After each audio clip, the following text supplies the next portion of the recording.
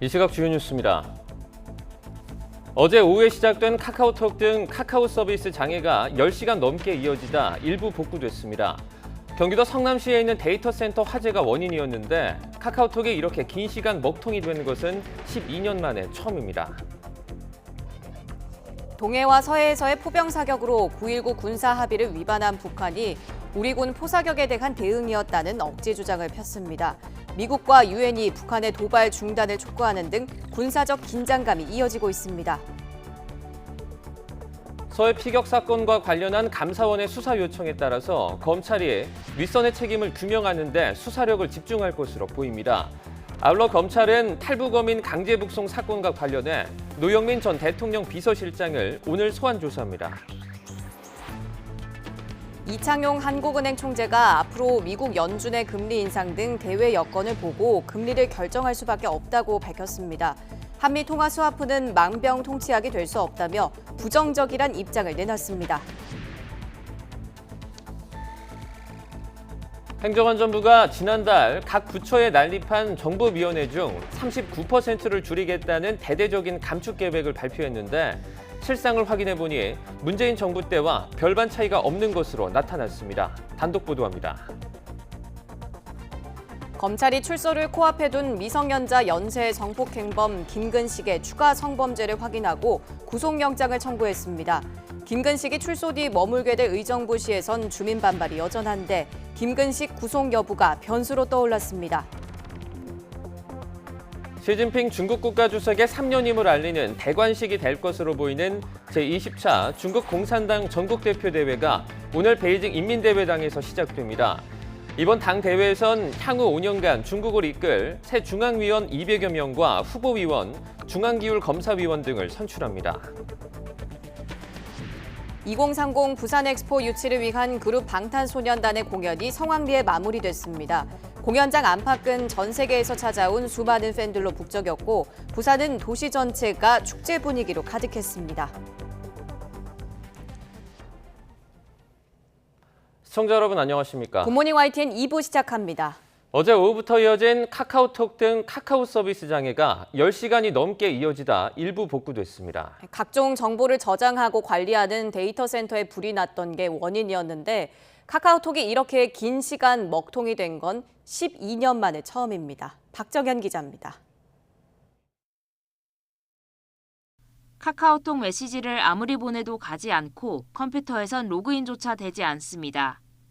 포털 사이트 다음도 첫 페이지만 뜰 뿐 제대로 이용할 수가 없습니다.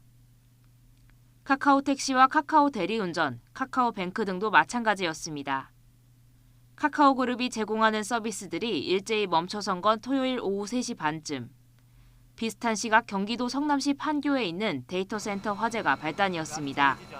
지하 3층 배터리실에서 불이 나자 운영사인 SKCNC는 피해 확산을 막기 위해 건물 전체 전원을 끊었는데 이게 데이터 센터 설비를 빌려 사용하던 카카오와 네이버 등의 서비스에도 영향을 미친 겁니다. 소방당국은 화재 발생 2시간여 만에 큰 불길을 잡았습니다. 하지만 배터리를 보관하는 선반 쪽에서 연기가 계속됐고 불은 자정 무렵에야 완전히 꺼졌습니다. 그 배터리는 전기 이온이기 때문에 온도가 좀 있으면 다시 또 올라가서 다시 재발할 가능성이 있기 때문에 현재 마무리를 아직까지는 다 못하고 있고 8시간 만에 불은 완전히 꺼졌지만 카카오 서비스 정상화까진 더 시간이 걸렸습니다. 전력 복구 작업을 거쳐 새벽 2시쯤 10시간여 만에 비로소 카카오톡 메시지 기능 일부와 포털 사이트가 복구됐습니다. 이번 사태로 카카오톡은 출시 12년 만에 최장시간 서비스 중단이라는 별명예를 안게 됐습니다. YTN 박정현입니다. 카카오 서비스 장애를 유발한 판교 데이터 센터 화재와 관련해 데이터 센터를 운영하는 SKCNC 측이 공식 사과했습니다. 박성하 SKCNC 사장이 어젯밤 사과문을 통해 이번 화재로 국민들이 겪은 불편에 고개 숙여 사과드린다고 밝혔습니다. 박 사장은 피해 최소화와 복구에 노력하고 있다며 한시라도 빨리 데이터 센터를 정상화해 불편을 해소할 수 있도록 하겠다고 강조했습니다. 어제 카카오의 모든 서비스가 멈춰버리는 초유의 사태가 벌어지면서 시민들은 큰 불편을 겪었습니다. 정보통신 기술은 우리의 일상을 흔들어 놓을 만큼 영향력이 크지만 관련 시설은 화재 등의 사고에 너무나 취약한 모습입니다. 강민경 기자입니다. 카카오의 모든 서비스가 멈춰버린 건 토요일 오후 3시 반쯤. 시민들이 한창 휴일을 즐기며 지인들과 대화를 나누고 다음 약속을 잡는 시간입니다. 이용자들은 당혹감을 감추지 못했습니다. 친구랑 이제 약속을 잡았는데 메시지를 보내니까 답장이 안 오더라고요. 확인도 안 하고. 그래서 이제 저는 그 친구가 이제 연락을 안 하는 건 줄 알았는데 가족들한테 월급날이어가지고 치킨을 이제 한 마리씩 보내드리려고 했는데 갑자기 카카오톡이 안 되더라고요. 카카오뱅크나 카카오페이 같은 금융 서비스를 이용하는 시민들 역시 서비스가 먹통이 되어버린 건 마찬가지. 당장 돈을 보내야 하는 이용자들은 발만 동동 굴러야 했습니다. 들어갔을 때 계속 로딩 중으로 동그라미가 계속 돌고 뜨고요. 친구들끼리 놀고 더치페이 할 때 많이 쓰거든요. 플랫폼이 일상화된 사회에서 카카오 서비스를 이용해서 생계를 꾸리던 사람들 역시 비상이 걸렸습니다. 특히 카카오 택시 애플리케이션으로 손님을 받고 카카오 내비게이션을 이용하던 택시기사들은 타격이 상당하다고 호소했습니다. 피해가 많이 있죠. 우리 지금 현재서도 우리 지금 카카오를 전혀 잡지 못하고. 카카오가 유달리 서비스 오류가 잦은 거 아니냐는 볼멘 소리도 나왔습니다. 카카오 관련 서비스가 전부 장시간 멈춘 건 이번이 처음이지만 지난 3월과 5월 그리고 이번 달 4일에도 카카오톡이 전송이 안 되는 등 각종 오류가 발생했습니다. 근데 이게 최근에도 안 갔던 적이 있었던 것 같은데 뭐 업무할 때나 뭐 연락 급하게 해야 될 때 그럴 때 불편하겠죠. 카카오의 대표 서비스인 카카오톡 메신저 이용자는 작년 말 기준으로 4,700만여 명에 달합니다. 카카오는 데이터 센터에서 발생한 화재 때문이라고 설명했지만 사실상 전 국민이 한 회사가 제공하는 서비스에 의존하고 있는 상황의 문제가 단적으로 드러났다는 지적이 나옵니다. YTN 강민경입니다. 검찰이 출소를 이틀 앞둔 미성년자 연쇄 성폭행범 김근식의 추가 성범죄를 확인하고 구속영장을 청구했습니다. 김근식이 출소 후 살게 될 경기도 의정부에선 주민 반발이 여전한데 김근식 구속 여부가 변수로 떠올랐습니다. 김경수 기자입니다. 미성년자 11명을 성폭행한 혐의로 15년을 복역한 뒤 오는 월요일 출소 예정이었던 김근식에 대해 검찰이 구속영장을 청구했습니다. 2006년 김근식으로부터 성폭력을 당했다는 피해자가 최근 나타난 겁니다. 검찰은 증거 분석과 조사를 거쳐 김근식의 혐의가 입증된다고 판단했습니다. 또 범행이 중대하고 주거가 일정치 않으며 추가 범죄 우려도 있어 구속이 필요하다고 봤습니다. 만 13살 미만 여성이나 장애 여성을 상대로 한 성폭행 범죄 공소시효 역시 2012년부터 없어진 상태입니다. 김근식은 오늘 오후 구속심사를 받게 되는데 법원의 판단에 관심이 집중되고 있습니다. 김근식이 출소 후 머물게 될 법무부 갱생시설이 있는 경기도 의정부시에서는 반발이 거셌습니다. 주민들은 해당 시설 주위에 아동보호소, 초중고 6곳이 밀집해 있다고 우려하고 있는데 김동근 의정부시장은 김근식의 이송을 물리적으로 막겠다며 아예 시설 인근 도로를 막는 긴급 행정명령을 내리기도 했습니다. 앞서 2020년 조두순 출소 당시에도 시민들이 호송차를 막으며 몸싸움을 벌였고 아이가 있는 가정은 아예 조두순을 피해 다른 지역으로 이사 가기도 했습니다. 김근식이 다시 구속된다면 의정부 주민 반발은 잦아들 수 있겠지만 아동 성폭행범 출소 때마다 반복되는 논란은 고민이 필요해 보입니다. YTN 김경수입니다. 동서의 포병 사격으로 9.19 군사합의를 위반한 북한이 우리 군포 사격에 대한 대응이었다며 적반하장으로 나오고 있습니다. 한미 양국은 북한의 도발 중단을 촉구하며 대비태세를 강화하고 있는데 군사적 긴장감이 이어지고 있습니다. 조수현 기자입니다. 북한군 총참모부가 이틀 연속 남강원도 철원군 일대에서 적들의 포사격 정황이 포착됐다고 주장했습니다. 사격 금지 구역에 해당되지 않는 곳에서 진행된 주한미군의 사격 훈련을 문제 삼고 나선 겁니다. 그러면서 대응 조치로 동서해상으로 방사포 경고 사격을 했다며 전선 지역에서 거듭되는 고의적인 도발 책동에 명백한 경고를 보내는 목적이라고 주장했습니다. 또 앞으로도 한반도의 군사적 긴장을 격화시키는 도발 책동에 철저하고도 압도적인 군사적 대응 조치를 취할 것이라며 남측은 무모한 도발 행동을 즉시 중단해야 할 것이라고 경고했습니다. 북한은 사격 금지 구역인 동서해 완충구역에 포탄을 쏟아부으며 9.19 군사합의를 위반하고도 우리 측에 책임을 돌리는 모습인데 군사행동의 명분을 쌓으려는 의도로 풀이됩니다. 당창건 기념일 이후에도 계속 북한의 무력 시위가 이어지고 있는 것을 보면은 북한이 이후 ICBM 시험 발사나 아니면 핵실험 같은 그런 도발을 염두에 두고 정당화 차원에서 계속 군사적 긴장 수위를 높이고 있는 것으로 판단이 됩니다. 우리 군은 북한의 포사격에 대응해 경고 통신을 여러 차례 실시하고 도발 행위를 즉각 중단하라고 촉구했습니다.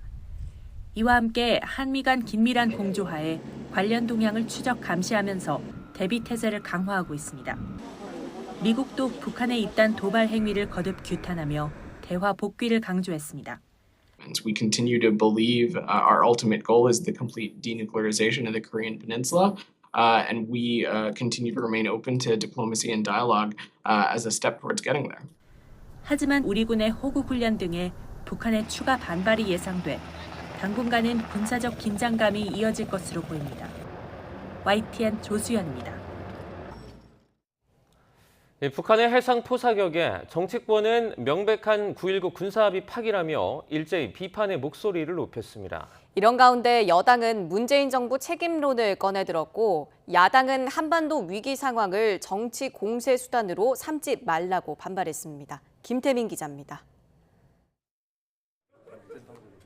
북한에 잇따른 무력 도발에 여권은 한층 격앙된 반응을 보였습니다. 북한이 9.19 군사합의를 명백히 파기하고도 적반하장의 태도를 보인다며 규탄의 목소리를 높였습니다. 차기 당권주자들을 중심으론 군사합의 폐기는 물론 전쟁 판도를 바꿀 수 있는 게임 체인저, 즉 핵공유 도입을 촉구하는 강경론이 터져나왔습니다. 여당은 또 이런 북한의 막무가내식 도발 책임을 지난 문재인 정부에 돌리며 야권을 겨냥했습니다. 탈북어민 강제 북송, 서해 공무원 피격 사건 등에서 보였던 민주당 정권의 조건 없는 관대함이 북한의 이런 태도를 불렀다는 겁니다. 북한이 한반도 평화를 파괴하는 막무가내식 도발을 하면서도 이렇게 뻔뻔한 이유를 대는 것에 과거 우리 정부에 막대한 책임이 있다는 점에서 개탄을 금치 못합니다. 북한의 비핵화 의지에 대해 문재인 대통령은 직접 나서 두둔했습니다. 민주당 역시 북한을 향해 무력 시위로 얻을 수 있는 건 아무것도 없다며 규탄의 목소리를 높였습니다. 남북 모두가 바라는 건 평화 아니었느냐며 한반도와 국제사회의 안정과 신뢰를 해치는 도발을 즉각 멈추라고 경고했습니다. 반면 한반도 비핵화 선언 폐기, 전술핵 재배치 등 여권에서 쏟아지는 강경론에 대해선 날선 비판을 쏟아냈습니다.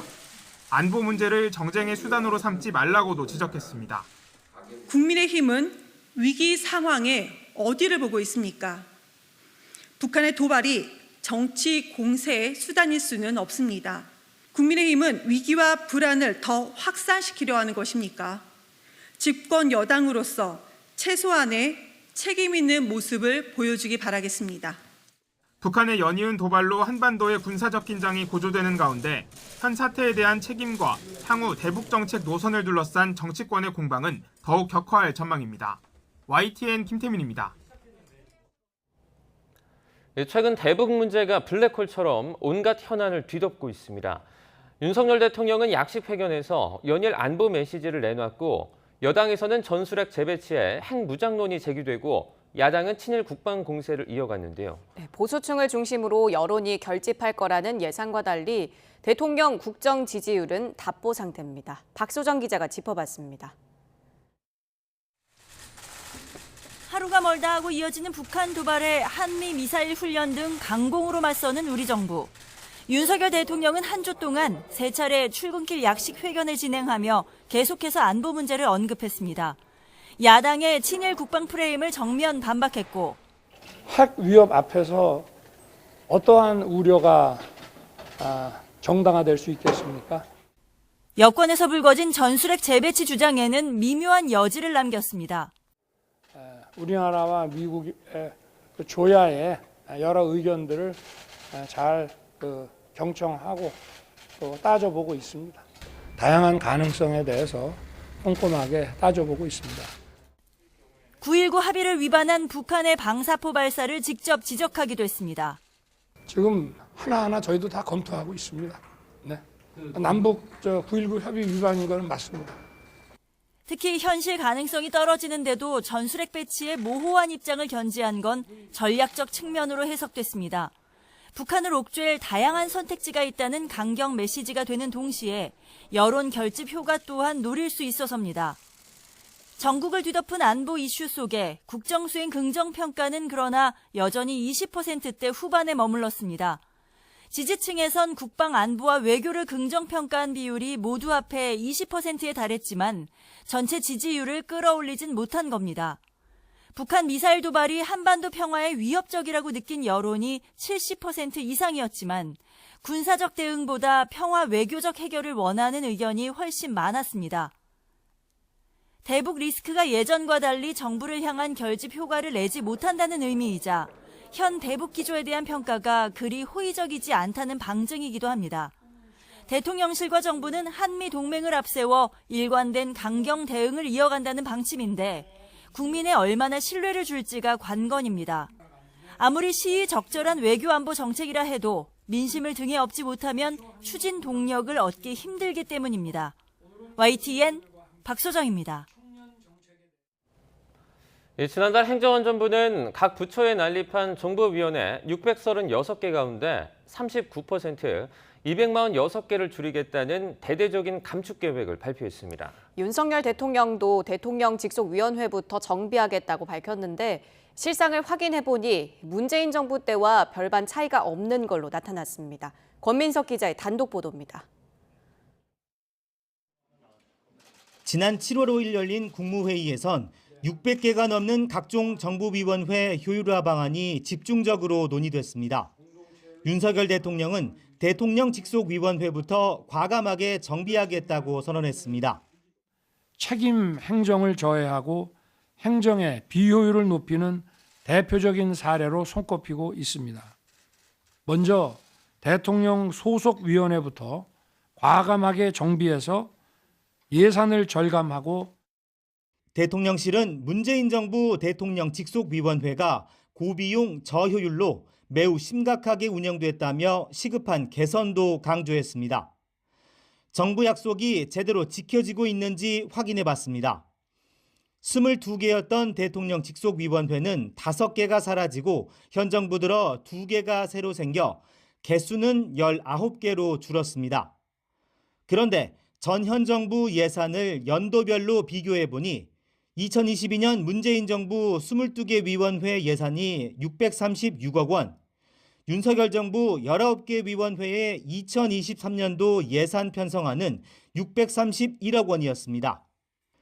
불과 4억 4천만 원 차이, 0.7% 감액에 그쳐 대대적인 정비를 추진하겠다는 의지가 무색했습니다. 또 개수는 줄었지만 정부 출범 후 신설한 위원회엔 오히려 막대한 예산을 몰아준 것으로 밝혀졌습니다.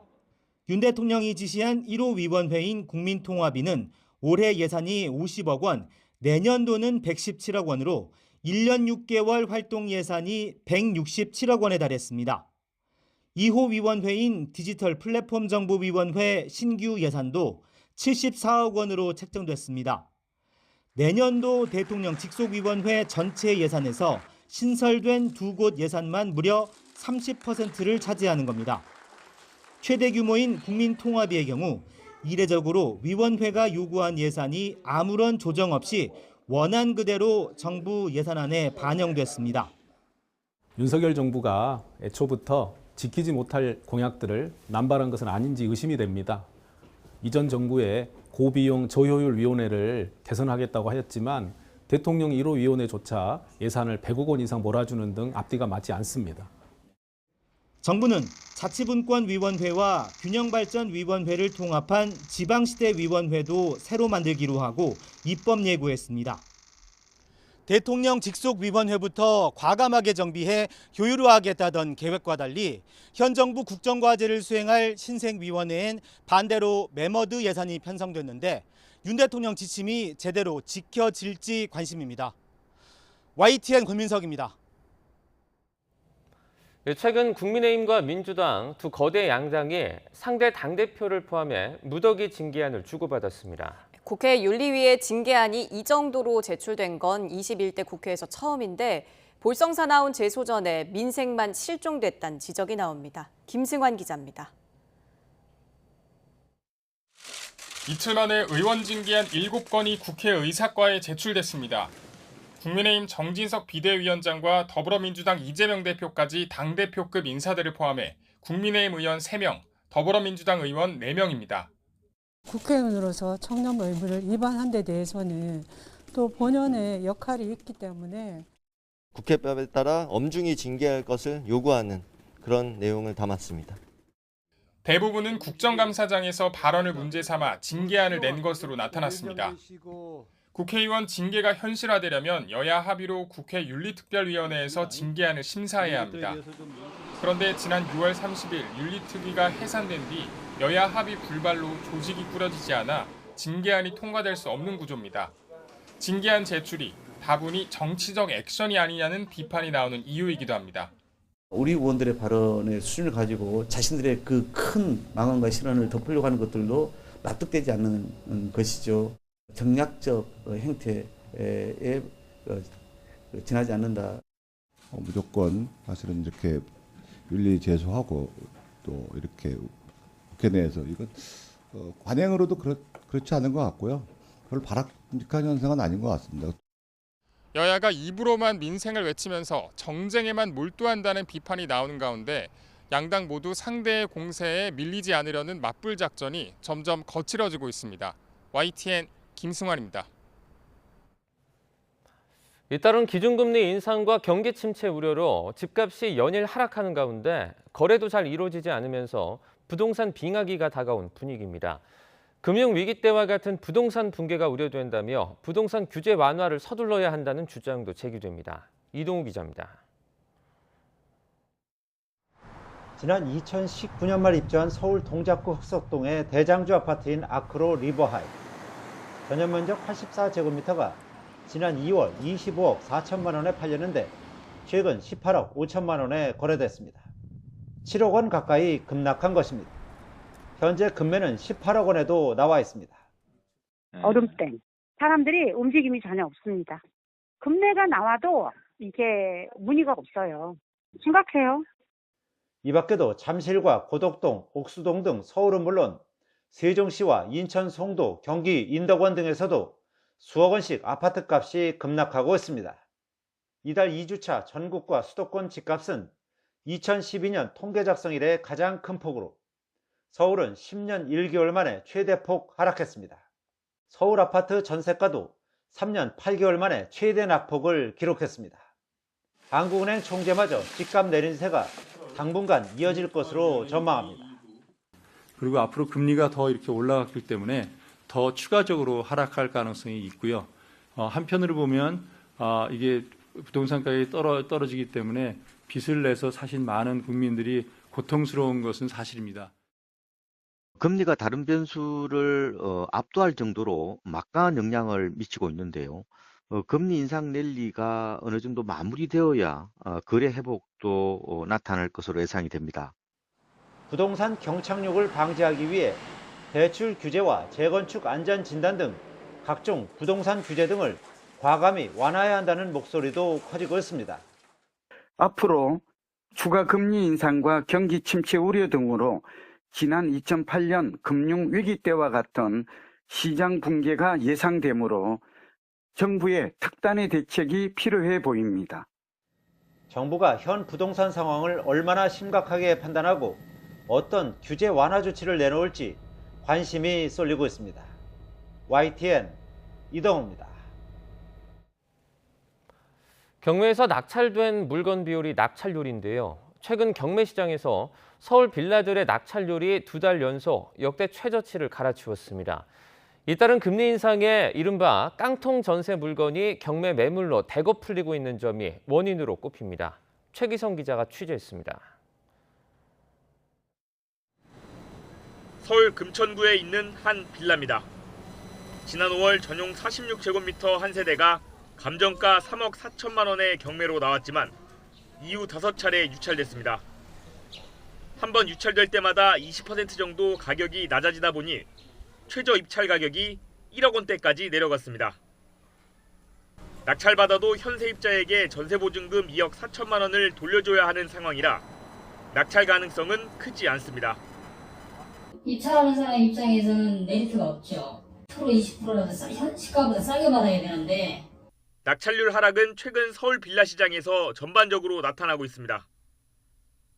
5월부터 내림세를 보이더니 지난 8월에 역대 최저치를 기록한 뒤 9월에는 더 낮은 수치를 기록했습니다. 지난 4월 서울 빌라 경매 물건 10건 가운데 3건은 낙찰을 받았지만 9월에는 10건 가운데 1건만 새 주인을 찾았습니다. 100% 이하면 감정가보다 낮게 낙찰된 걸 뜻하는 낙찰가율 역시 내림세입니다. 5월에는 98%로 집계됐지만 9월에는 90% 초반까지 낮아졌습니다. 그만큼 인기가 저조하다는 의미입니다. 낙찰자는 대부분 대출을 받아 잔금을 내는데 금리가 올라 이자 부담이 커지면서 선뜻 나서기가 어려워진 겁니다. 집값 하락기에는 아파트보다 황금성이 떨어지는 빌라로 이익을 내기 힘들다는 인식도 작용하고 있습니다. 네, 빌라의 경우 원래 가격이 가장 나중에 오르고 떨어질 때는 가장 먼저 떨어집니다. 결국 주택가격 하락의 영향을 아파트보다 빌라가 더 크게 받고 있는 것으로 보이고요. 전세보증금이 매매가보다 더 비싸서 집주인이 세입자에게 보증금을 돌려주지 못해 경매로 넘어오고 있는 깡통 전세 물건도 낙찰률 하락을 가속화하는 요인입니다. 그런 매물들이 경매로 넘어와도 어차피 그 보증금을 인수해야 하기 때문에 낙찰이 안 되고 계속 유찰을 거듭할 수밖에 없거든요. 그렇다면 당연히 경매 시장의 낙찰률은 더 하락할 수밖에 없는 겁니다. 물가가 안정되거나 금리가 정점에 달했다는 신호가 있기 전까진 경매 시장도 매매 시장과 동반 침체를 이어갈 것으로 보입니다. YTN 최기성입니다.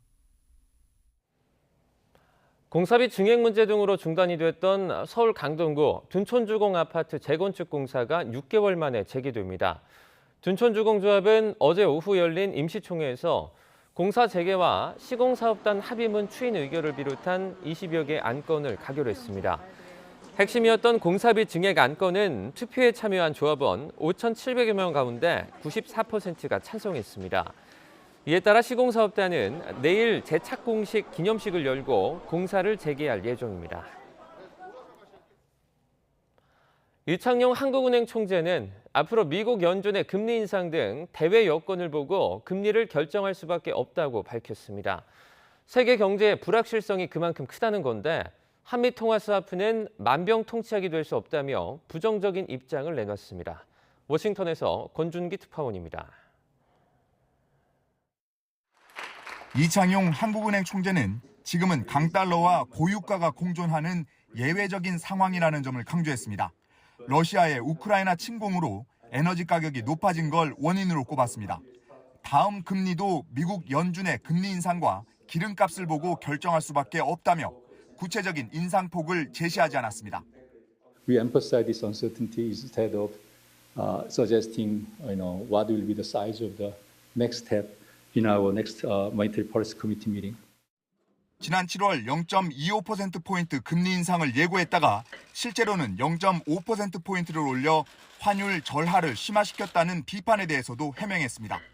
시장과 투명하게 소통하기 위해 금리 인상 사전 예고 지침을 내놨지만 예상보다 물가가 뛰면서 어쩔 수 없이 빅스텝을 밟게 됐다는 겁니다. 앞으로 금리 사전 예고 지침에 신중할 뜻도 내비쳤습니다. Many critics believe that the forward guidance that we have given is a kind of commitment or promise. So when I change these things, there are a lot of complaints. 환율은 누구도 전망할 수 없다면서 한국과 미국 간의 이자율 격차가 환율을 결정짓는 유일한 요인은 아니라고 강조했습니다. 그러면서 원달러 환율이 1,400원이 넘는 시대에 해외 투자가 바람직할지 생각해봐야 한다고 말해 해외 투자금의 국내 유입을 희망했습니다. 이창용 총재는 환율 안정을 위한 한미 통화 스와프 가능성을 묻는 질문에는 심리적 안정 효과는 있겠지만 만병통치약이 될 수는 없다며 사실상 부정적인 입장을 거듭 확인했습니다. 워싱턴에서 YTN 권윤기입니다. 문재인 정부 시절 급격히 팽창한 태양광 대출과 펀드를 둘러싸고 부실 우려가 이어지고 있습니다. 부적격 대출과 환매 중단 같은 문제점이 하나둘씩 드러나면서 금융당국은 점검을 확대하고 있습니다. 강희경 기자입니다. 농지 위에 태양광 시설이 설치돼 있습니다. 태양광 대출을 받기 위해 버섯 재배 농장으로 위장한 곳입니다. 정부가 문재인 정부 당시 신재생에너지 보급을 위해 추진한 기금 사업 실태를 조사한 결과 이처럼 위법 부당하게 대출 또는 지급된 자금은 2,600억 원에 달했습니다. 사업 계획을 탄탄하게 준비할 시간적인 여유 없이 그 말단에서 이제 집행이 되는 과정에서 이런 그 부실 집행 사례가 대거로 확인된 것이 아닌가 이렇게. 금융당국은 곧바로 실태조사에 나섰습니다. 우선 지난 2017년 1월부터 올해 8월까지 이뤄진 태양광 대출은 16조 3천억 원, 잔액은 11조 2천억 원으로 집계됐습니다. 문재인 정부 1년 차인 2017년엔 1조 원에 못 미쳤지만 2020년 한 해에만 4조 원을 넘는 등 급속도로 팽창했습니다. 문제는 부실 대출 우려가 크다는 점입니다. 시중은행이 취급한 태양광 대출 가운데 27% 정도가 담보 가치를 초과했습니다. 또 일반적이라면 부적격 판정을 받아 심사를 통과하지 못했을 신용 BB 등급 이하 대출자에게 집행된 금액도 5,400억 원에 이릅니다. 현황 파악 이후 향후 조치 사항에 대해서 검토 예정이라고 이렇게 말씀드릴 수 있을 것 같습니다.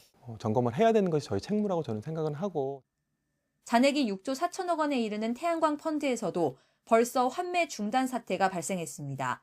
만기가 도래한 2개 펀드에서 투자자들에게 돈을 돌려주지 못한 겁니다.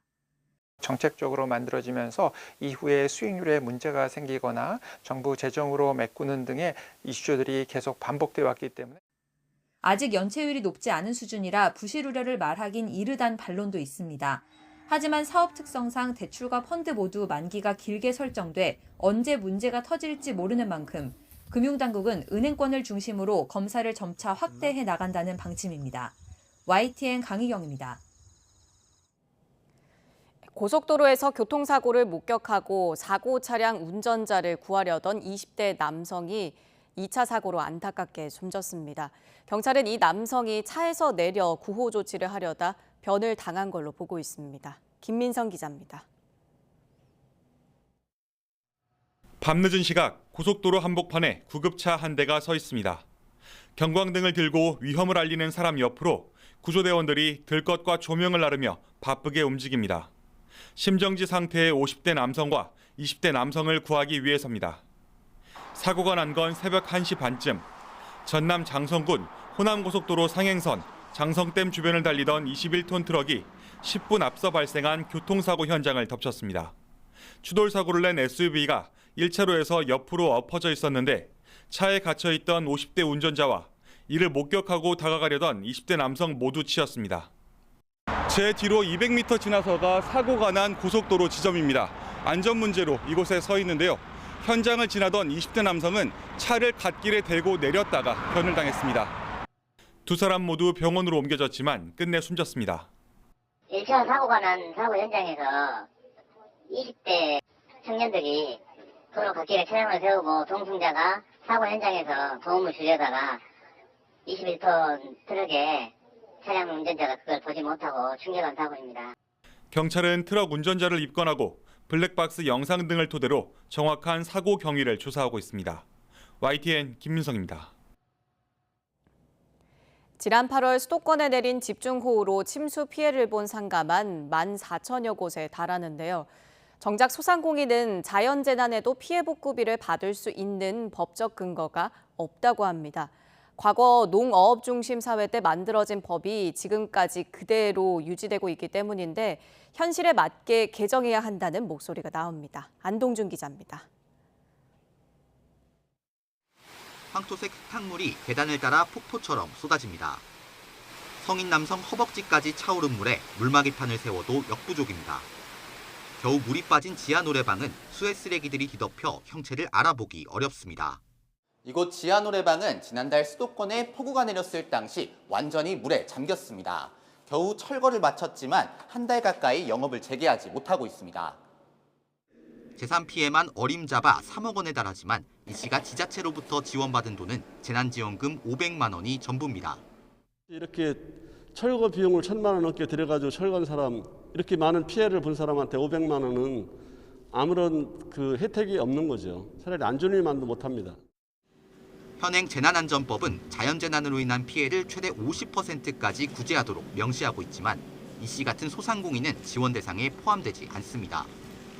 농어업 중심사회였던 1967년 제정된 풍수해 대책법을 토대로 법 조항을 만들다 보니 농업, 임업, 어업과 주택, 공공시설에 대한 복구 지원만 다루고 있기 때문입니다. 이렇다 보니 침수 피해를 본 소상공인이 받을 수 있는 건 특별 재난지역으로 선정돼 받는 재난지원금이나 풍수해보험 같은 간접 지원이 전부입니다. 그나마 풍수해보험도 지난 7월 기준으로 자영업자 가입률이 7.1%에 불과할 정도로 저조합니다. 낡은 법이 바뀐 경제 구조를 제대로 반영하지 못하고 있다는 지적이 나오는 이유입니다. 2년 전 국가가 재난 복구 비용을 부담할 수 있는 대상에 상업용 건축물을 추가하는 내용의 재난안전법 개정안이 발의됐지만 기준 마련이 어렵다는 이유 등으로 계류 중입니다.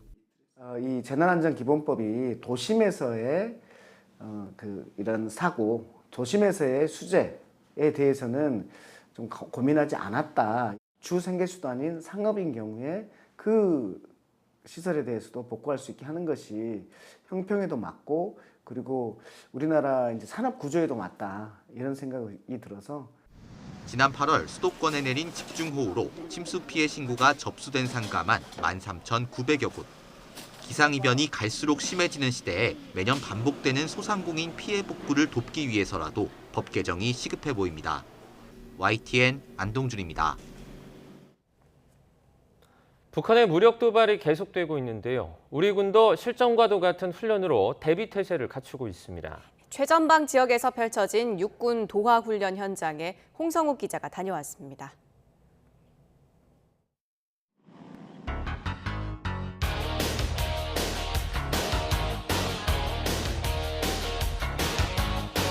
강원도 화천 북한강 상류 헬기 어무 아래 전차가 다리 위로 줄지어 출격합니다. 동부전선을 수호하는 육군 3군단과 2군단의 합동 도하 훈련은 이른 아침 고요한 강 위에서 시작됐습니다. 군트럭에 실린 부교가 물 위로 투하됩니다.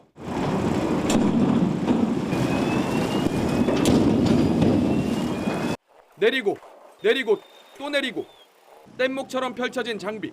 기다렸다는 듯이 보트가 달려오고 침착하게 하나하나 연결합니다. 적진을 가정해 이뤄지는 훈련인 만큼 어느 때보다 신속하게 움직입니다. 마지막 뗏목이 연결되면서 마침내 북한강을 가로지르는 다리가 모습을 드러냅니다. 도하 장비 62대가 투입돼 강 끝과 끝을 연결하는 200m가 넘는 다리가 완벽하게 완성됐습니다. 작전이 시작된 지 불과 2시간 만입니다. 수십 톤 K1 전차가 줄지어 다리 위를 달려도 끄떡없습니다. 강과 호수로 길이 막혀도 주요 병력 이동에는 아무런 걸림돌이 되지 않는 겁니다.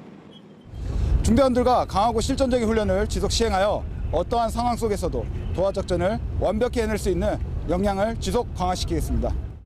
북한의 계속된 미사일 도발, 그리고 최근 우리 공군의 미사일 오발 사고 이후 이뤄진 육군 도하 훈련. 빈틈없이 이뤄진 합동훈련으로 완벽한 작전 수행 능력을 다시 확인했습니다. YTN 홍서욱입니다. 최강의 특전사를 가리는 특공무술 경연대회가 열렸습니다. 이종격투기처럼 특설 경기장을 만들어 겨루기를 펼쳤는데 부부 챔피언이 탄생했습니다. 한동호 기자입니다.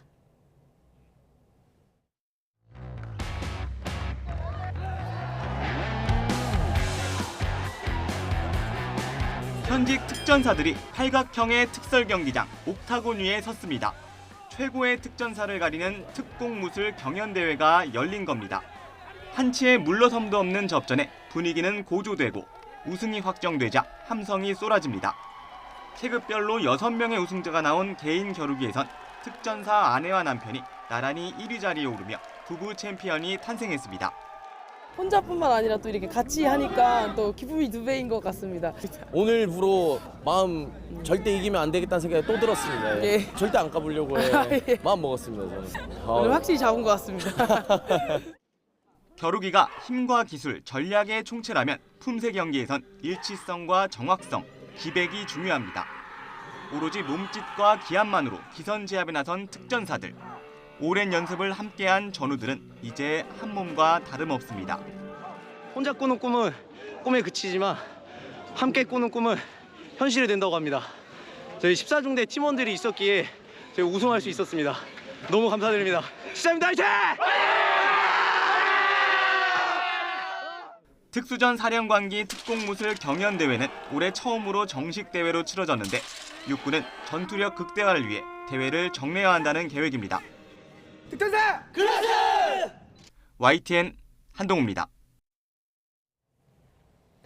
엘리자베스 살몬 유엔 북한 인권 특별보고관이 유엔 총회에 제출한 북한 인권 상황 보고서에서 코로나 사태에 이어 북한 어린이들의 영양실조와 굶주림이 더 심화하고 있다고 지적했습니다. 살몬 특별보고관은 북한 당국과 직접 접촉할 수 없어 실제 피해 규모를 파악할 만한 정보는 부족했다면서도 백신 접종이 제한되고 영양 부족이 만연한 만큼 아이들과 노인이 코로나19에 취약한 상태라고 보는 게 합리적이라고 평가했습니다. 이어 지난 3년간 쌀값이 가파르게 오르고 주민들은 생계수단을 잃었다며 북한의 전력 공급 불안정, 의약품 부족, 취약한 의료체계로 의료 서비스 접근이 어려워졌을 것이라고 진단했습니다. 특히 북한 당국의 국경 봉쇄와 이동 제한 조치가 장기화하면서 여성들이 가계소득의 상당 부분을 의지하던 장마당 활동이 제약받고 있다며 국경 봉쇄를 해제하고 국제사회의 인도적인 지원을 받아들여야 한다고 강조했습니다.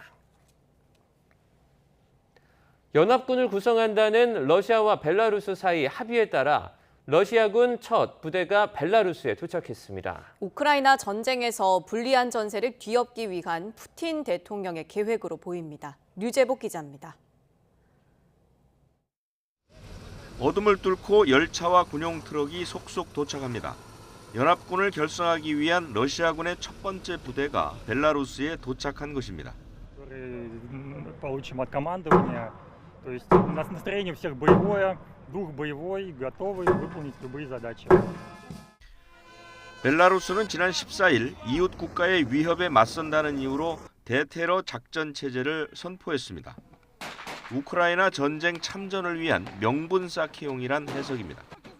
이보다 앞선 지난 10일 두 나라는 연합군 구성에 합의했습니다.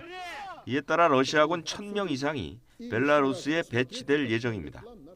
В связи с обострением на западных границах союзного государства мы договорились о развертывании региональной группировки Российской Федерации и Республики. 벨라루스 국방부는 러시아군의 임무가 국경 방어에만 국한될 것이라고 밝혔습니다. 하지만 우크라이나는 국경에 국제 감시단을 배치할 것을 요청하는 등 크게 반발하고 있습니다. Країна не планує військових заходів проти Білорусі. Нас цікавить тільки відновлення нашої територіальної цілі. 벨라루스의 참전은 불리한 전세를 뒤집기 위한 푸틴 대통령의 계략이란 평가입니다.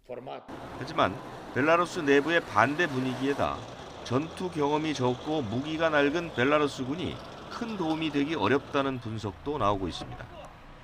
YTN 유재복입니다. 러시아가 우크라이나의 에너지 관련 시설을 집중 타격하며 정전 사태가 잇따르고 있습니다. 우크라이나 시민들은 칠흑 같은 어둠과 추위 속에서 혹독한 겨울을 대비하고 있습니다. 김선희 기자가 보도합니다. 초저녁이지만 깜깜한 어둠이 깔린 마을.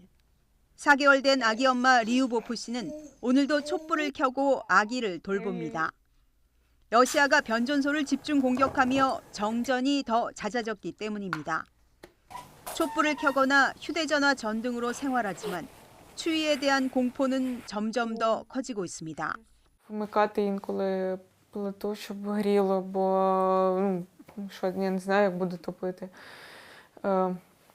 Будемо вдягатися тепліше, будемо під ковдрами ховатися. 러시아의 집중 공격으로 파괴된 우크라이나 발전소와 송전소는 수십 군데, 에너지 기반 시설 30%가 손상됐습니다. 정부는 수백만 명이 사용하는 전력을 복구했지만 전기 사용을 대폭 줄일 것을 계속 독려하고 있습니다. 수도 키이우의 현재 최저 기온은 4도. 곧 추운 겨울이 다가올 것을 대비해 시민들은 찬바람이라도 막으려고 안간힘을 씁니다. Тут будет продувать. Я потом заткну вот этими а еще сверху пленочка, чтобы они было теплее. 러시아는 드론을 이용해 계속 에너지 관련 시설을 타격하고 있습니다.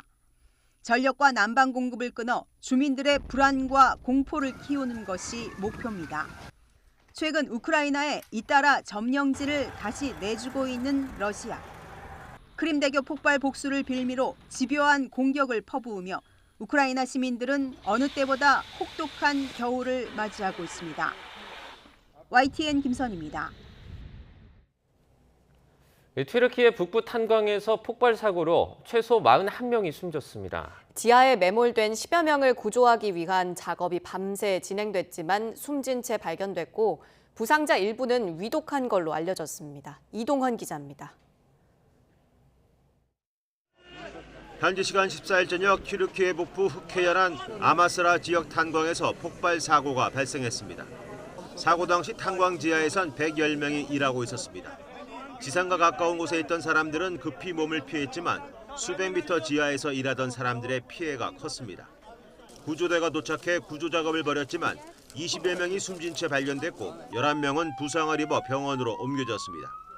폭발로 지하 300m에 있는 갱도가 무너져 10여 명이 갇힌 것으로 파악돼 밤샘 구조 작업이 진행됐습니다. 하지만 갱도 안에 불이 나고 유독가스가 발생해 구조 작업에 어려움을 겪었습니다. 실종자 가족들은 밤새 현장을 지키며 살아있을 것이란 희망을 가졌지만 모두 숨진 채 발견되면서 구조 작업은 마무리됐습니다. Büyük bir bölümü de arama kurtarma sonucu yine arkadaşlarımızın gayretleriyle kurtarılmış oldu. Bir madencimizle ilgili bir belirsizliğimiz. 이번 사고는 갱도 내 메탄가스에 불이 붙으면서 폭발이 일어난 것으로 추정됩니다. 사고 현장에는 지금도 갱도 내 화재로 인한 검은 연기가 계속 올라오고 있습니다. 튀르키예는 지난 2014년에도 서부 소마 지역에서 발생한 탄광 화재로 모두 301명이 숨지는 참사를 겪었습니다. YTN 이동원입니다.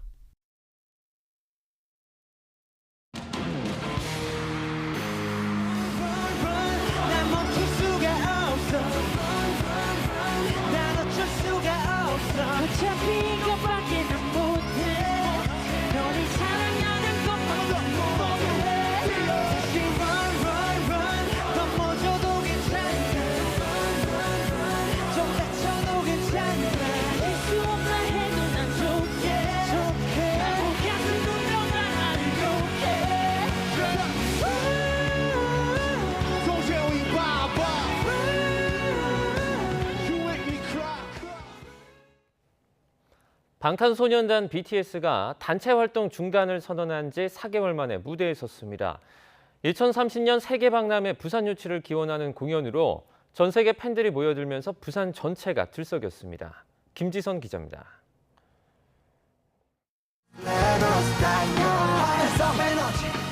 지난 8월 단체 활동 중단을 선언한 지 넉 달 만에 완전체로 무대에 선 방탄소년단. 자, 인사드리겠습니다. 둘, 셋, 자, 안녕하세요. 방탄소년단입니다. 2030 부산 세계 박람회 유치를 기원하는 뜻깊은 공연으로 여러분과 함께할 수 있게 돼서 진심으로 영광이고 더욱 의미가 깊다는 생각이 듭니다. 2030년 세계 박람회 부산 유치를 기원하는 콘서트 Yet to Come in 부산입니다. 아직 오지 않은 최고의 순간을 기다린다는 의미로 무료로 진행된 이번 콘서트는 사전에 당첨된 5만여 명이 직접 관람했습니다. 돌연 단체 활동을 쉰다는 소식을 접했던 팬들은 이렇게 빨리 다시 볼 수 있다는 사실이 믿기지 않습니다. I've been a fan for 6 years, but it's been like 4 since I've been to another concert. And with COVID, I'm just really excited and grateful to be here. I love everyone. The music is so moving. Thank you so much. 표를 구하지 못한 팬들은 부산 시내 두 곳에 설치된 대형 전광판 앞에 모여 떼창으로 아쉬움을 달랬습니다. 중단을 한 지 좀 되고서 공연해가지고 너무 오랜만에 해가지고 되게 더 울컥하고.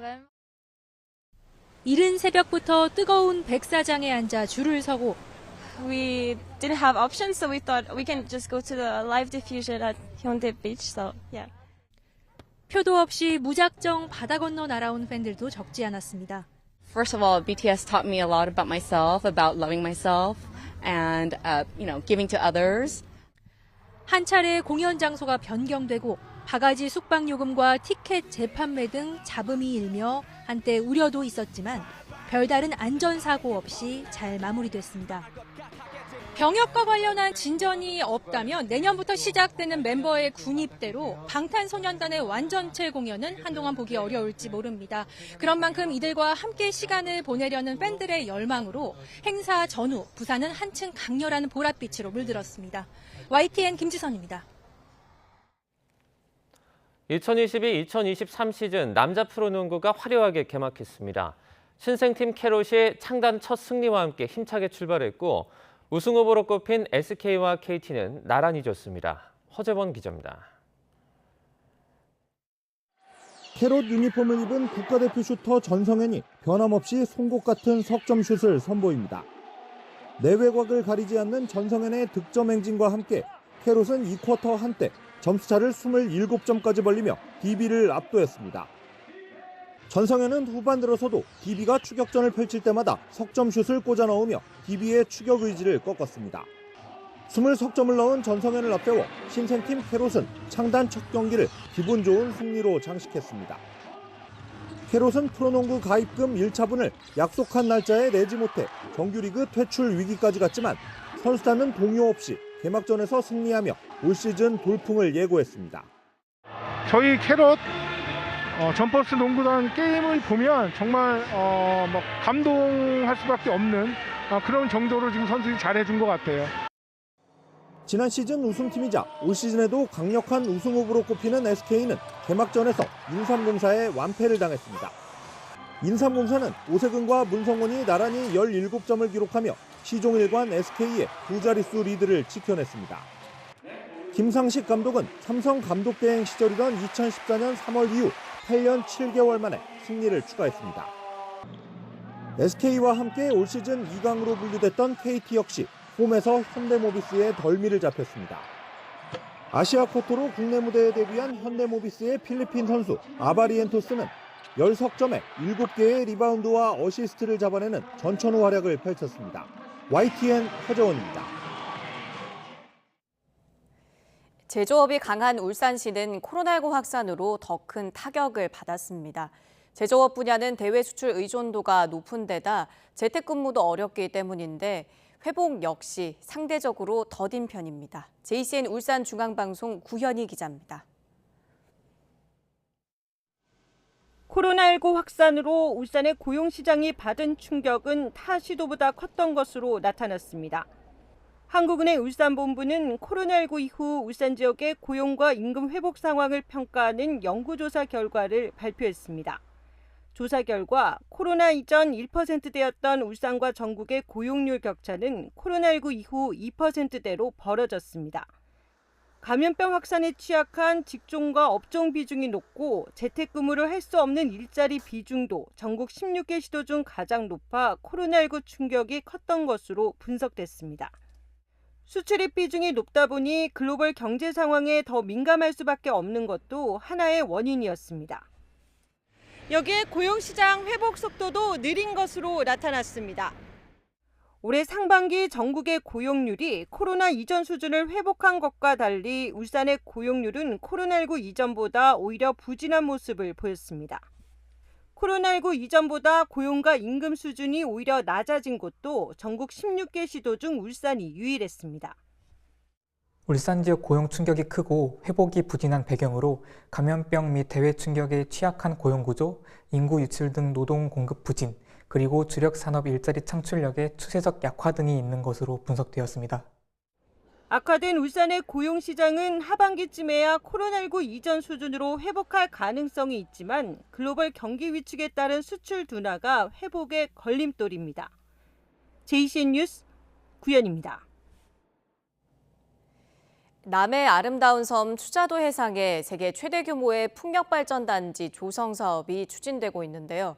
추자도 주민들의 입장이 팽팽히 걸리는 가운데 제주시가 주민 수용성 없이는 추진이 어려울 것이라는 입장을 거듭 밝혔습니다. 보도에 KCTV 제주방송 허은진 기자입니다. 최근 논란이 되고 있는 추자 해상풍력 발전단지 조성 사업.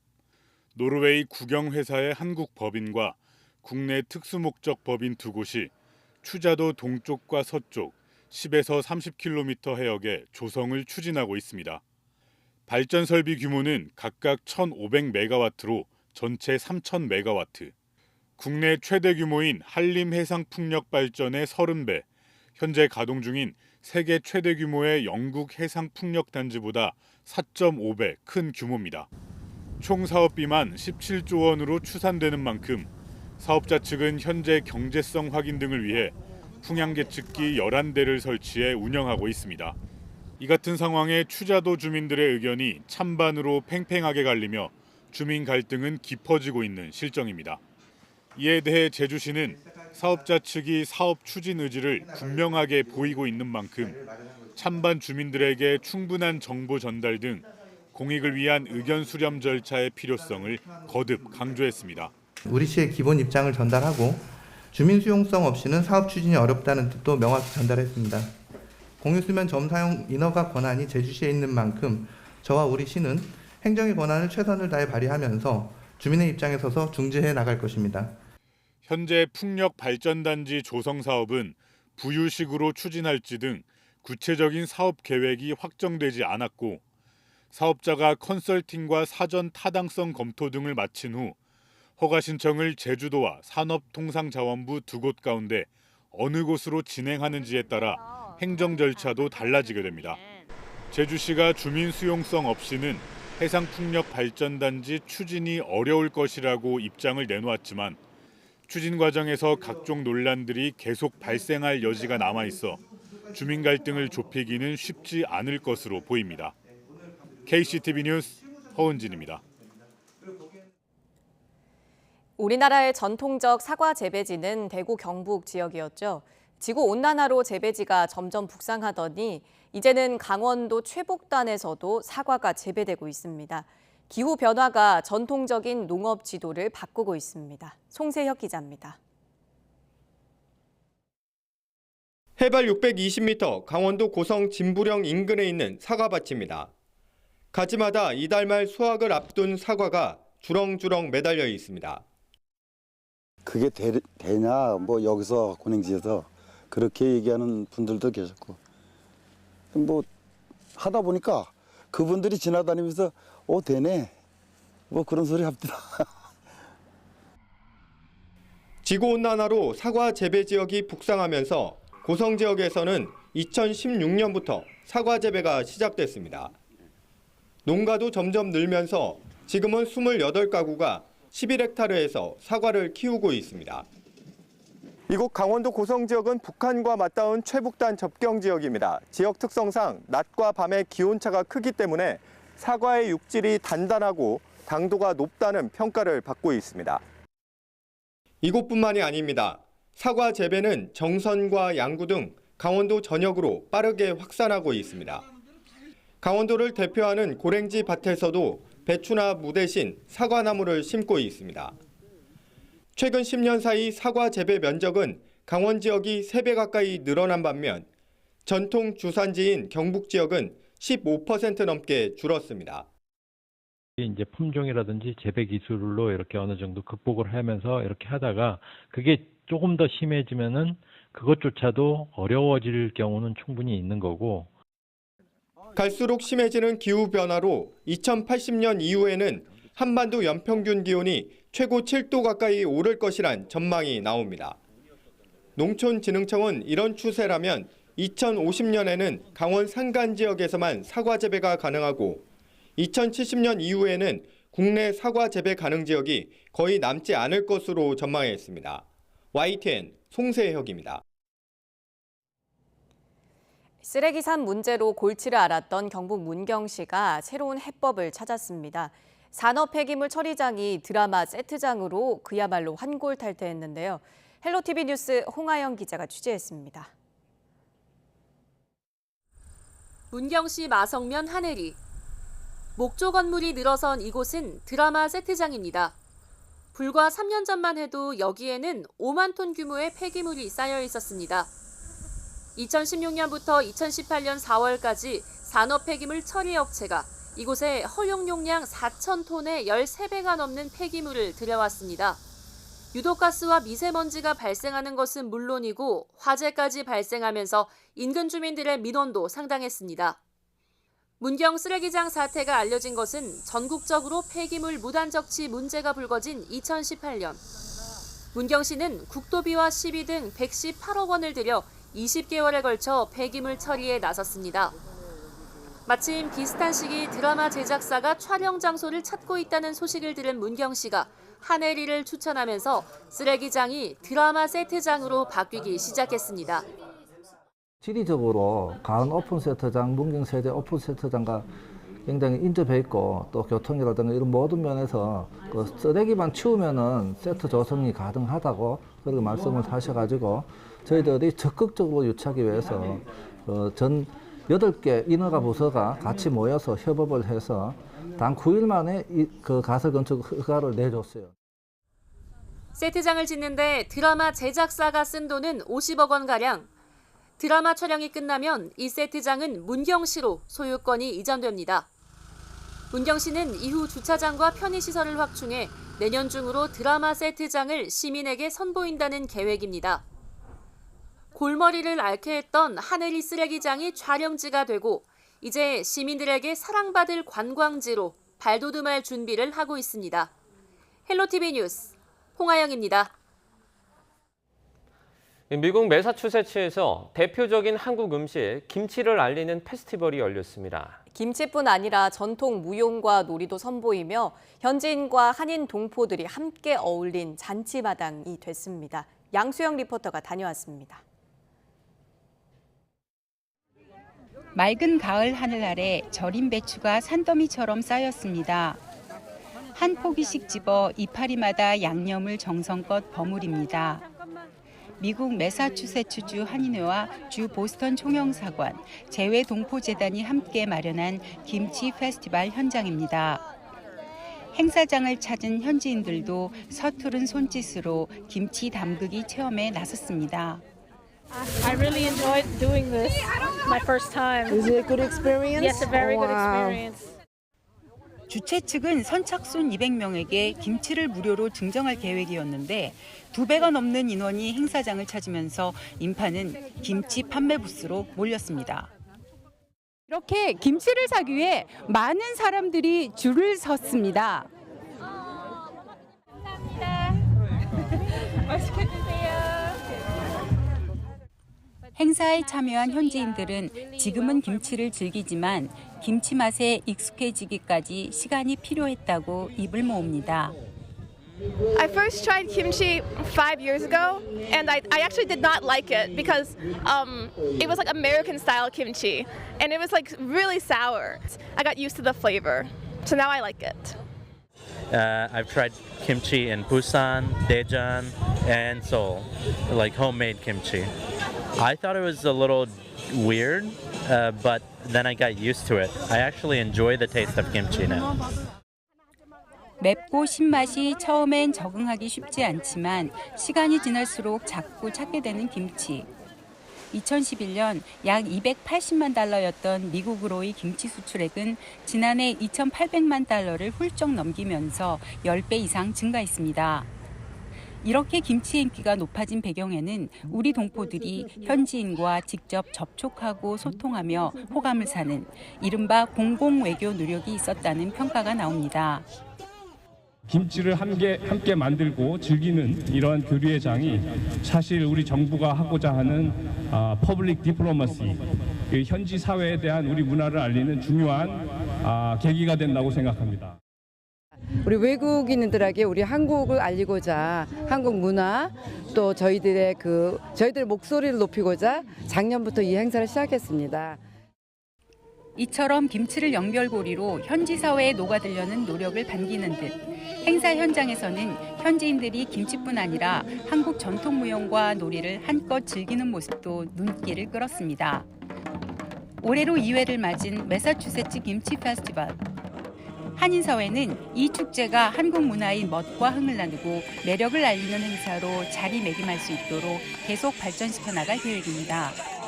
미국 매사추세츠에서 YTN 월드 양수연입니다. 세계 곳곳에서 한국 문화축제가 잇따르는 가운데 캐나다 밴쿠버에선 태권도 대회가 열려서 많은 선수와 관중들이 몰렸습니다. 경기장 한편엔 서예와 한복 등 전통 문화 행사장도 마련됐는데요. 역시 많은 발길이 이어졌습니다. 이 소식은 이은경 리포터가 전해드립니다.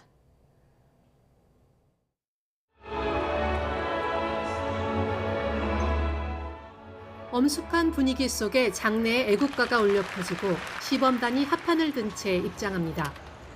이어지는 화려한 발차기와 날렵한 격파 시범. 한국 문화 주간을 맞아 열린 제6회 밴쿠버 총영사배 태권도 대회 현장입니다. 이번 대회에는 나이와 인종, 성별 구분 없이 참가한 선수만 600여 명이 넘고 동행한 가족들까지 합치면 경기장에 모인 인파가 2,000여 명에 이릅니다. 이번에 6회를 맞는 총영사배 태권도 대회로서 브리티시 콜롬비아뿐만 아니라 알버타나 사스케추안 또 미국 지역에서도 크게 많이 참석을 했다고 할 수 있습니다. 초대형 경기장과 관중의 시선이 주는 압박을 극복하고 최고의 기량을 발휘한 어린 선수들은 기쁨을 감추지 못합니다. And how long have you been learn this taekwondo? 4 years. When did you start? Your age? 5. Very proud of myself. To eventually get to a black belt and to have a taekwondo school. 밴쿠버 총영사관에 따르면 현재 캐나다에서 태권도를 배우는 인구는 약 10만 명. 1960년 무렵 캐나다에 보급된 이후 태권도는 꾸준히 저변을 넓혀왔습니다. 그 결과 밴쿠버시와 근처 2개 도시에서 매년 8월 8일을 태권도의 날로 지정해 기념하고 있을 정도입니다. 육체적으로 튼튼한 체력을 기를 수 있고 정신적으로는 예의와 인내를 단련할 수 있어 몸과 마음의 균형을 맞출 수 있다는 점이 캐나다를 사로잡은 태권도의 인기 비결입니다. 태권도가 이제 부모님들이 집에서 교육할 수 없는 것들을 이제 사범님들이 이제 바른 생활하는 거, 뭐 자기 관리하는 거 이런 것들을 이제 지도하기 때문에 예의 범절을 비롯해서 그래서 이 부모님들이 학생들을 많이 보내는 것 같습니다. Taekwondo builds a really good foundation for your ability. Also, you learn so many good life skills as well. 경기장 한편에 마련된 체험장에선 참가자들이 한복 차림으로 사진을 남기면서 한국의 멋에 흠뻑 빠졌습니다. 서예 체험에도 발길이 끊이질 않았습니다. 태권도뿐만 아니라 한국의 다른 전통 문화에도 관심이 이어지는 겁니다. 세계로 뻗어나가는 태권도의 인기가 태권도의 위상은 물론 한국의 다양한 전통 문화에 대한 호감을 끌어올리는 역할까지 해내고 있습니다. 캐나다 밴쿠버에서 YTN 월드 이은경입니다. 공연에서 볼 수 있는 수많은 의상과 소품들 다 어디로 가는 걸까요? 연극계에서 이를 폐기하지 말고 나눠 쓰자는 움직임이 시작됐습니다. 신웅진 기자입니다. 내가 숨을 수 있는 장소, 나를 복수로부터 보호해줄 사람이 누가 있어? 남편에 대한 복수를 다룬 연극 메디아입니다. 지난 2017년 공연대 호평을 받은 국립극단의 작품인데 패션계 거장 진태욱이 제작한 의상도 화제를 모았습니다. 무대 조명을 받았던 메디아의 그 옷들이 새로운 주인을 만나고 있습니다. 자켓 스타일 있는데? 국립극단이 보유 연한 3년이 지난 물품을 민간 연극단체에 무료로 나눠준 겁니다. 옷 600여 벌, 소품 600여 개 등 모두 1,600여 점이 나눔 장터에 나와 새 주인을 만났습니다. 작품 편수가 많기 때문에 사실은 배출되는 어떤 그 물품들도 굉장히 많죠. 근데 이제 대부분은 그동안에 우리가 이걸 폐기했거든요. 폐기하지 말고 좀 나눠보자라고 하는 생각에서 이제 이걸 하게 된 거죠. 아, 이거 그냥 이렇게 해가지고 마당에서 꼼꼼히 따져보며 알뜰하게 물건을 고르는 연극인들 역시 단순히 경비 절약만을 위해 온 것은 아닙니다. 사실 극단들끼리 이런 생각을 안 한 건 아니거든요.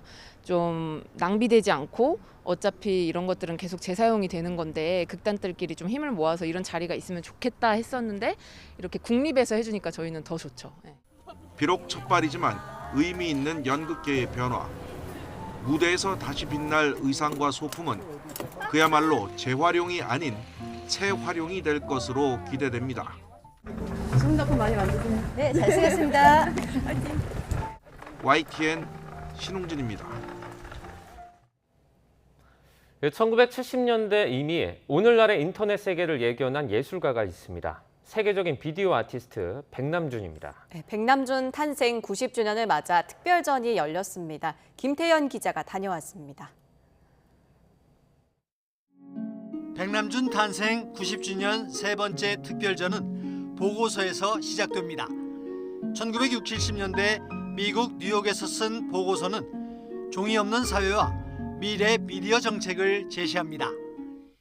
21세기까지 26년밖에 남지 않았다며 비장하게 쓴 글에서 1930년대 미국이 고속도로 건설로 경제를 일으켰듯이 이제는 전자 초고속도로를 구축해야 한다고 역설합니다.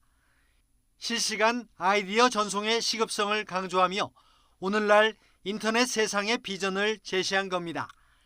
당시 컨설턴트로도 활동했던 백남준은 문화 역사의 기록을 위한 디지털 전환과 타문화에 대한 이해를 위한 비디오 교환도 강조합니다.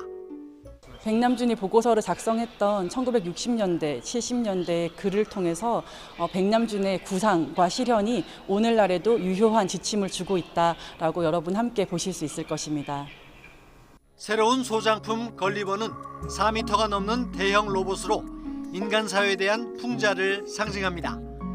머리와 몸을 이루는 브라운관과 소인국 로봇의 머리에 달린 LCD를 통해 세 종류의 영상이 구현됩니다. 두 작품 제목에 들어간 해커는 새로운 길을 찾는 사람을 뜻합니다. 노란색 신호등과 낡은 라디오 케이스가 부착된 이 조각은 미래의 인간상이자 백남준 자신입니다. 나의 파우스트 연작 13점의 주제를 집약한 작품에도 자신이 투영돼 있습니다. 매일 즐겨보던 신문이 외투 주머니에 꽂혀 있습니다. 광복 50주년에 만든 이 작품은 과거와 현대가 극명하게 대비되며 화려한 네온 등은 전자 초고속도로의 질주를 보여줍니다. 코끼리가 수레를 끄는 대형 조각 역시 신구 매체의 뚜렷한 대조가 인상적입니다. YTN 김태현입니다. 어젯밤 9시까지 발생한 코로나19 신규 확진자는 2만여 명으로 집계됐습니다. 각 지방자치단체에 따르면 어제 새벽 0시부터 밤 9시까지 전국에서 확진 판정을 받은 사람은 2만 700여 명이었습니다. 그제 같은 시간보다는 1,200여 명이 적지만 일주일 전보다는 3,700여 명이 많은 수준입니다. 전북 정읍과 인천 백령도의 야생조류 분변에서 H5형 조류 인플루엔자 항원이 검출됐습니다. 정부가 고병원성 여부를 확인하고 있습니다. 고병원성 조류 인플루엔자 중앙사고수습본부는 지난 10일 충남 천안에서 고병원성 조류 인플루엔자가 처음 검출된 뒤 전북과 인천에서도 H5 항원이 검출돼 안심할 수 없는 상황이라면서 가금 농장과 종사자들은 기본 방역 수칙을 철저히 준수해달라고 당부했습니다. 이어 전국 주요 철새 도래지에 이미 오염원이 퍼져 있을 우려가 있으므로 일반인들도 낚시 등을 위해 철새 도래지에 방문하지 말아달라고 강조했습니다. 전국의 학교급식 노동자 5천여 명이 서울 용산 삼각지역 사거리에서 대규모 집회를 열고 급식실 환기시설을 개선하고 노동 강도를 낮추기 위해 인원을 충원해달라고 촉구했습니다. 전국 학교 비정규직 연대회의가 주최한 집회에서 이들은 아직도 학교급식 노동자들이 폐암으로 목숨을 잃고 산재 신청은 늘어가고 있다고 촉구했습니다. 또 학교 급식실은 다른 공공기관보다 노동 강도가 높지만 인력 충원은 잘 이루어지지 않고 있다며 적정 인원을 배치하고 대체 인력 제도를 개선해야 한다고 말했습니다. 이들은 정부를 향해 죽음의 급식실이 아닌 건강하고 안전한 급식실을 위해 나서라며 이런 요구에 응답하지 않는다면 다음 달 총파업 투쟁을 하겠다고 예고했습니다. 전쟁보다 더 큰 비극을 가져올 거라고 생각합니다. 쌀이 곧 밥이다라고 하는 좀 관념에서 이제 좀 벗어나가지고 국내 농산물을 반드시 좀 주었으면 좋겠다는. 전통주를 만드는 강원도 원주의 한 양조장. 이곳의 모든 전통 소주는 원주 지역쌀 토토미를 사용합니다. 토토미를 쓰는 이유는 우리 지역 쌀이기 때문에 그렇습니다. 저희 양조장 소비량은 1년에 약 20에서 25톤 정도 소비를 하고 있는데요. 농촌에서 농민들이 애써 농사 지은 것에 대한 어떤 가치를 평가받는데 술만큼 좋은 게 없겠구나. 쌀이 점차 밥상에서 사라지고 있습니다. 쌀 공급량이 감소하는 추세지만 식습관 변화로 쌀 소비량이 더 급격하게 줄었기 때문인데요. 우리나라 벼 재배 면적을 보면 최근에는 72만 7천 헥타르 정도로 약 16만 5천 헥타르 정도 감소했습니다. 서울시 면적으로 봤을 때 한 2.7배에 해당하는 면적입니다. 공급보다 수요가 더 감소 폭이 더 크다 보니까 한 연간 28만 5천 톤 정도의 어떤 공급 과잉 현상이 지금 나타나고 있습니다. 다른 건 다 올라가는데 쌀값만 떨어지면 안보 차원에서도 유지해. 만약에 농민들이 계속 그러면 누가 농사 지으려겠어요? 그렇게 어느 정도 개입을 해서 조절을 해줄 필요가 있죠. 왜냐하면 쌀이 순환이 안 되잖아요. 정부는 올해 쌀값 폭락을 방지하기 위한 시장 격리 물량을 포함해 총 90만 톤의 쌀을 매입했습니다. 공공비축제 도입 이후 최대 물량입니다. 이 시장 격리 효과를 보기 위해서는 수확기에 초과 공급 물량 이상으로 일시에 이제 격리를 해야지만 그 효과를 볼 수가 있거든요. 좀 더 근본적인 어떤 안정을 위해서는 쌀 수요 확대를 위한 정책도 함께 좀 병행되어야 가능하다고 봅니다. 품절 대란을 일으키고 있는 가수 박재범의 원소주. 원주 지역 쌀 소비에 큰 역할을 하고 있습니다. 원소주가 지금 한 달에 약 260톤 정도를 소비를 하고 있고요. 원주 쌀 수매량이 15,000톤입니다. 15,000톤에 3,000톤이면 약 20%에 해당하죠. 지역 특산주가 주는 지역 농민과의 상생이라고 볼 수 있습니다. 쌀이 곧 밥이다라고 하는 좀 관념에서 이제 좀 벗어나가지고 소비자의 어떤 기호를 반영한 다양한 쌀 가공품 개발이 통해서 우리가 쌀 수요를 확대해야 된다고 보는데 최근 또 세대에 맞춰서 그런 어떤 홍보 전략을 짜서 지속적으로 하는 노력이 필요하다고 봅니다. 쌀의 공급과 소비, 단순히 쌀값만으로 설명할 수 없습니다. 우리는 식량 부족 국가예요. 사실 우리 국민들이 심각하게 식량 위기를 느끼지 못한 건 사실은 쌀이 충분히 공급되고 있기 때문에 자급되고 있기 때문에 그런 거거든요. 쌀에 대한 지원은 우리 식량 안보를 위한 투자라고 저는 이렇게 생각합니다. 쌀 없으면 고기 먹으면 되지. 지금 말하는 것은 쌀 문제가 아니라 곡물의 문제잖아요. 쌀을 지키고 곡물을 지켜야 우리 미래가 살아남지 않을까 하는 그런 생각이 있습니다.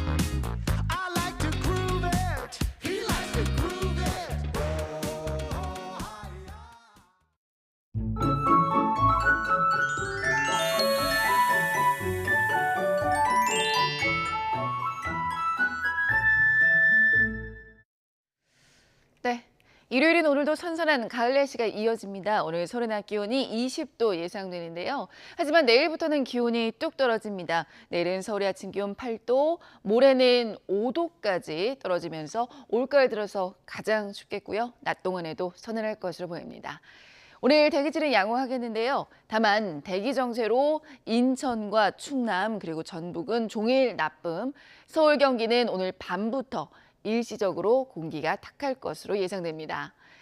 오늘 전국이 대체로 흐리겠고요. 곳곳에는 빗방울이 떨어질 것으로 보입니다. 현재 기온 살펴보겠습니다. 현재 서울이 15.3도, 대구는 12.8도고요. 낮 기온을 살펴보면 서울과 춘천이 20도, 청주와 대전 23도, 광주 24도, 부산은 25도 예상됩니다. 때이른 추위는 목요일부터 점차 누그러질 전망입니다. 날씨였습니다. 일요일 아침 굿모닝 YTN을 마칩니다. 잠시 후 YTN 뉴스와이드가 이어집니다. 시청해주신 여러분 고맙습니다.